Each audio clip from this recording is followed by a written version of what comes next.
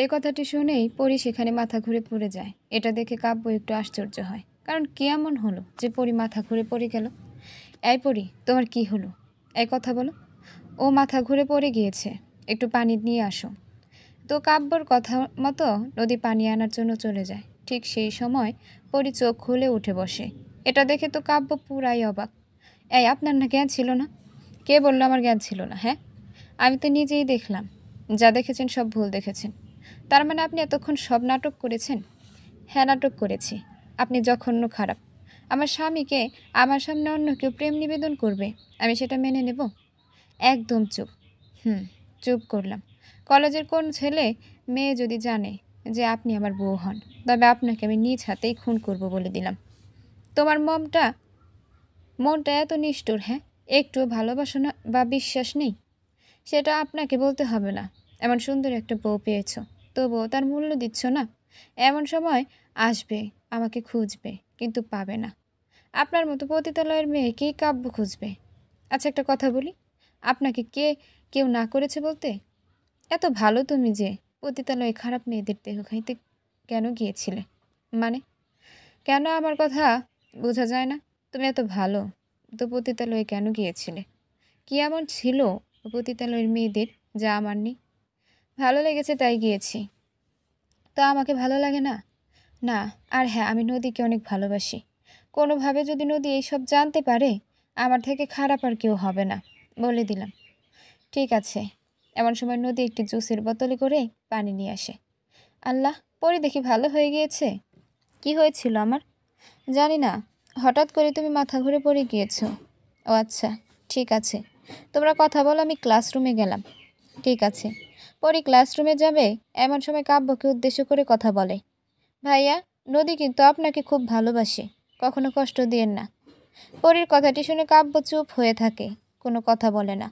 এরপরে যখন পরী চলে যায়, সাথে সাথে কাব্য নদীকে প্রপোজ করে।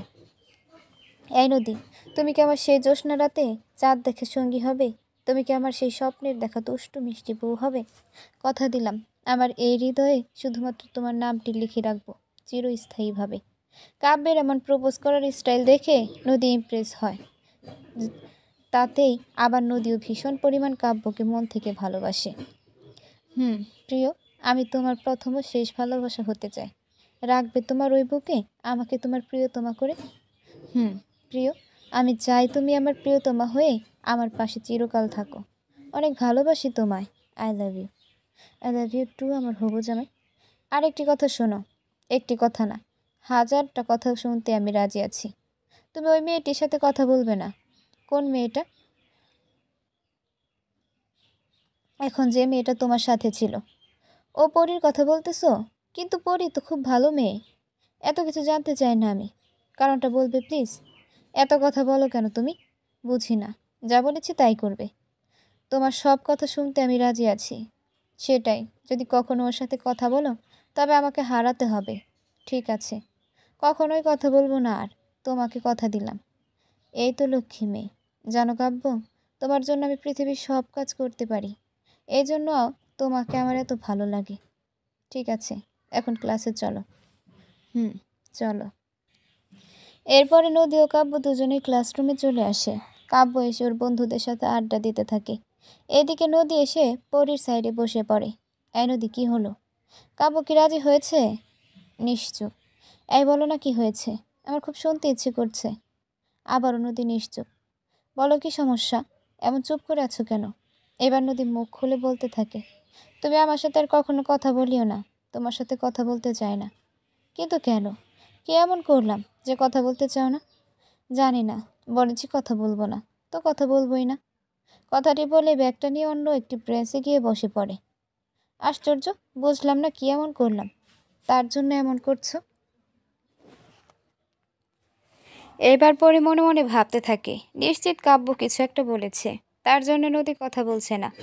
তো কি আর করার, পরে মন খারাপ করে বসে আছে। ঠিক এমন সময় কে একজন বলে ওঠে, আজ আর ক্লাস হবে না, আজ ছুটি। ছুটির কথাটি শোনার সাথে সাথেই নদী ও কাব্য দুজনেই হাত ধরে ক্লাস থেকে বেরিয়ে পড়ে। এটা দেখার পরে পরীর বুকটা কেমন যেন কম্পন দিয়ে উঠছে, কারণ নিজের স্বামী যখন অন্য একটি মেয়েকে ভালোবাসে, হাত ধরে ঘুরে বেড়ায়, তখন কষ্ট হবে, এটাই স্বাভাবিক। তো কলেজ শেষে পরি সোজা বাসায় চলে আসে কোনো রকমে, কারণ পরি এই রাস্তা ভালো করে চেনে না, তাই আসতে একটু কষ্ট হয়েছে।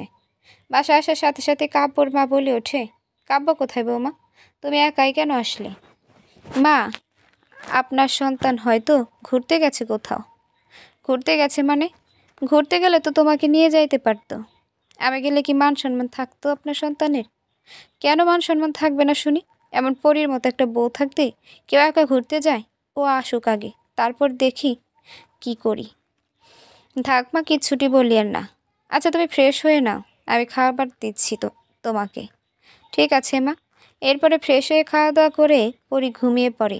এতটাই ঘুম ধরেছিল যে পরীর ঠিক রাত 10টায় ঘুম ভেঙে যায়। ঘুম ভেঙে যাওয়ার পরে কাব্যকে খুঁজতে থাকে, কিন্তু কোথাও পায় না। তাই কাব্যর মায়ের রুমে চলে যায়। মা, এখানে কি কাব্য?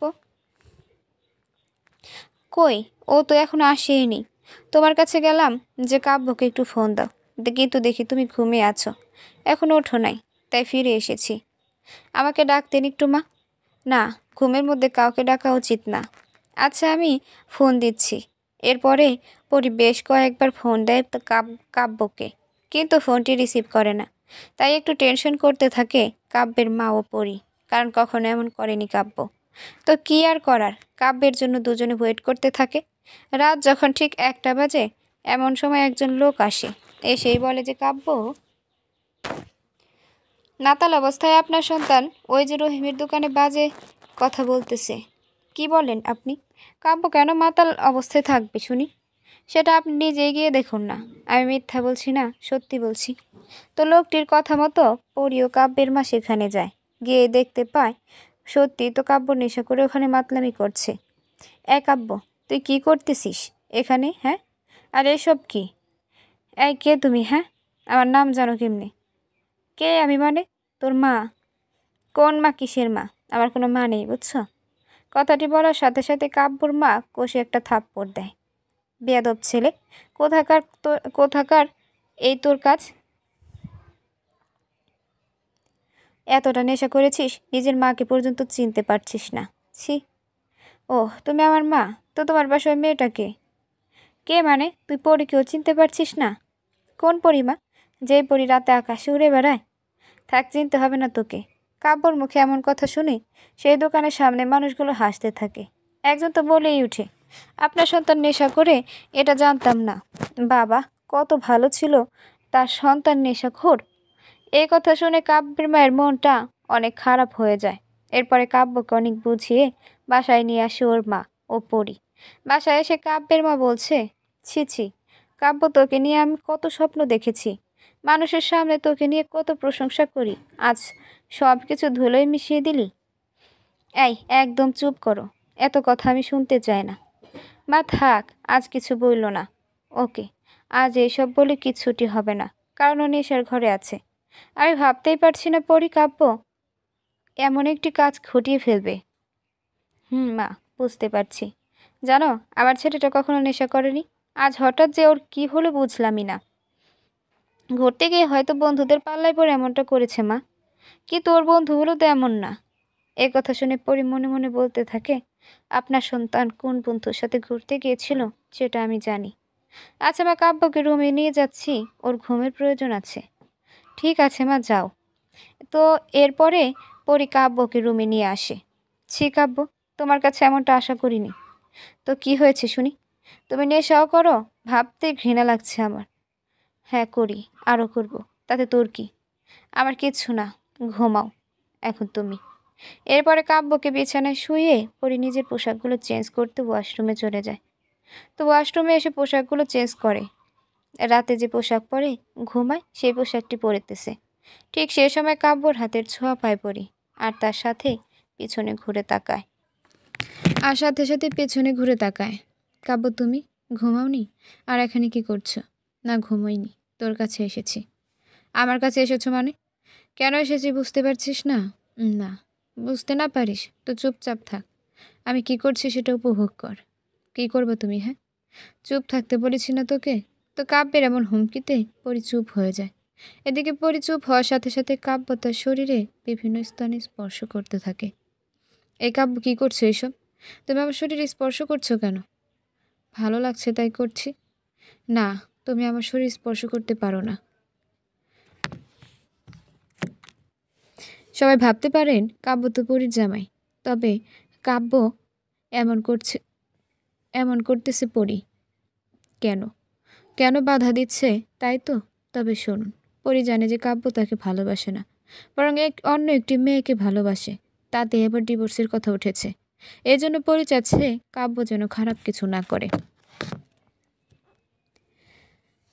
কাব্য, তুই আর একটি কথা বললে খারাপ হবে। এই কথাটি বলেই কাব্য পরীকে কোলে তুলে নিয়ে বিছানায় আসে।